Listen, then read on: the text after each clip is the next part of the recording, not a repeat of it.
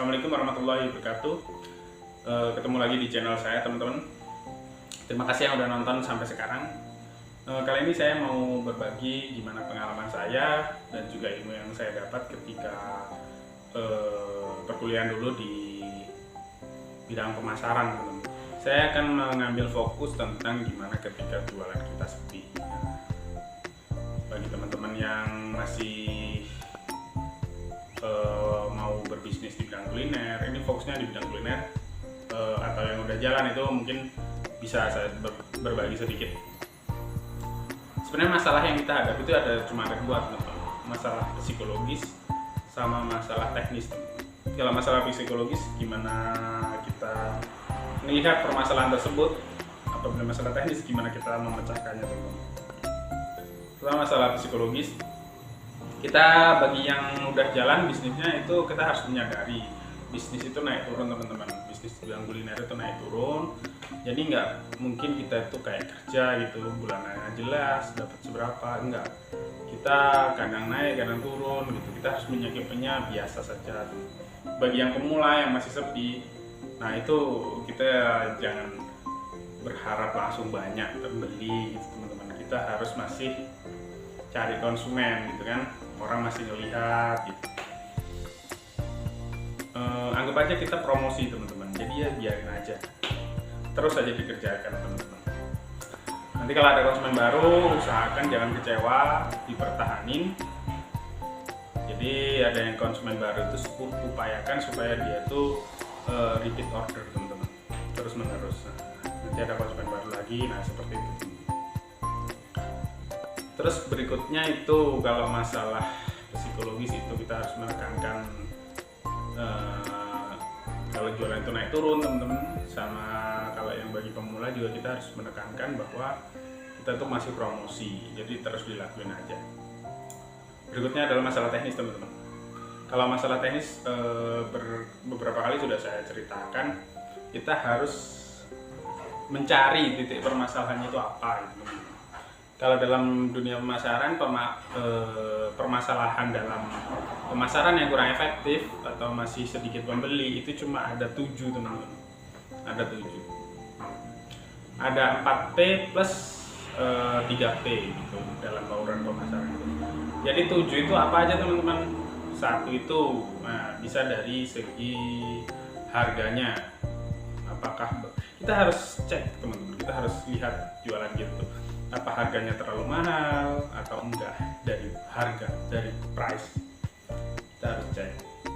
Nah, kalau kita harus lihat sekitar barang kita yang terlalu mahal apa enggak gitu, kita bisa menang dari situ. Kita bisa menang dari harga. Terus dari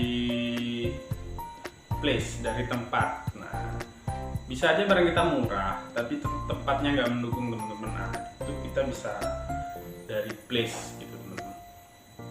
Promotion, nah, kita lihat promosi kita udah bener apa belum, udah gencar apa belum. Nah, bisa dari situ juga kita masih kurang memiliki banyak pembeli.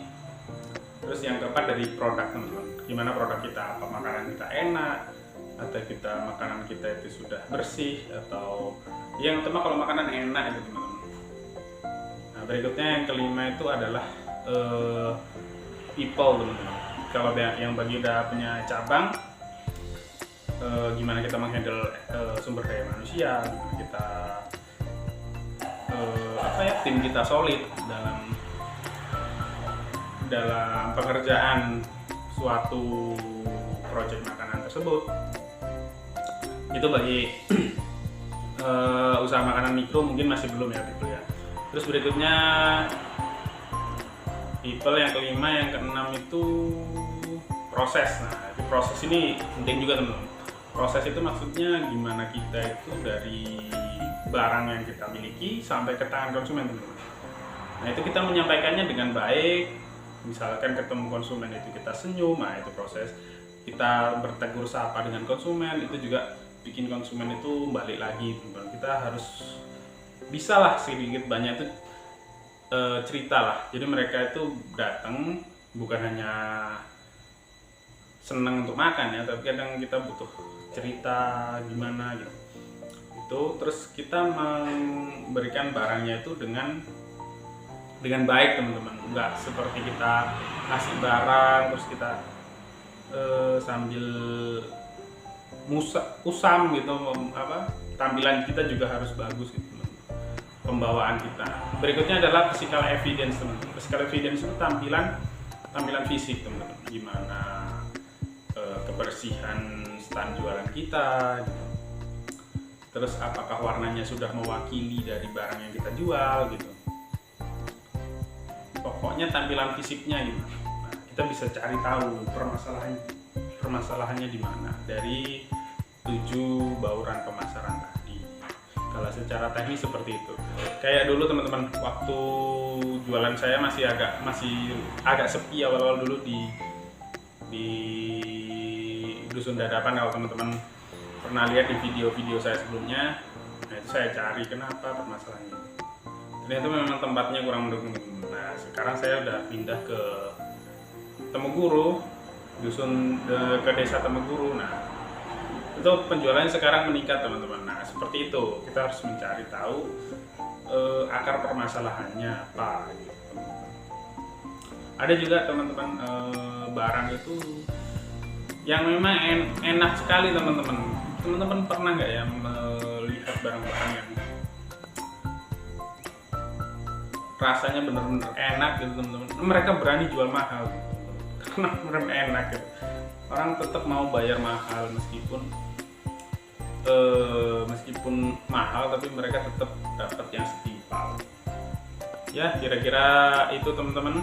Bagi yang punya problem masih sepi, mungkin bisa ditulis di kolom komentar, nanti bisa saya share pengalaman saya, juga bisa saya bantu jawab gitu ya. Terima kasih teman-teman bagi yang udah nonton sampai sekarang.